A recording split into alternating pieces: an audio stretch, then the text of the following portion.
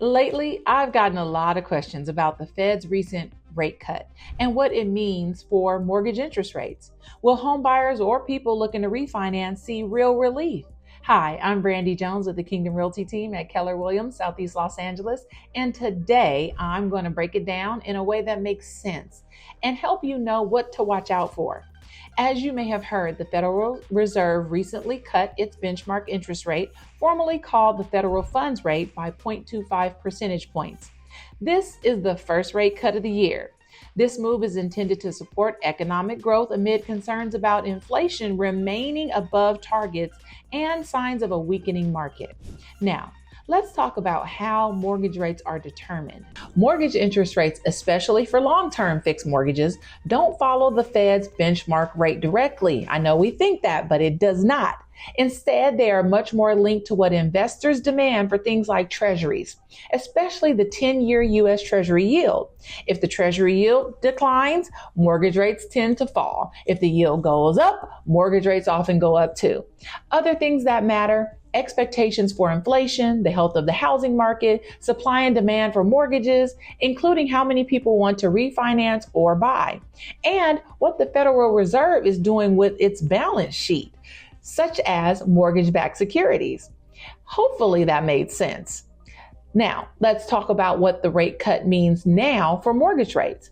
Because markets often anticipate the Fed's move well in advance, some effects of the rate cut may already be priced in. That means mortgage rates had already begun to move somewhat before the cut, as investors expected this decision. After the Fed announced the cut, mortgage rates have fallen modestly. For example, the average 30-year fixed mortgage rate dropped to about 6.26, which is the lowest since early October of last year. The rate for the 15-year fixed mortgage has also decreased.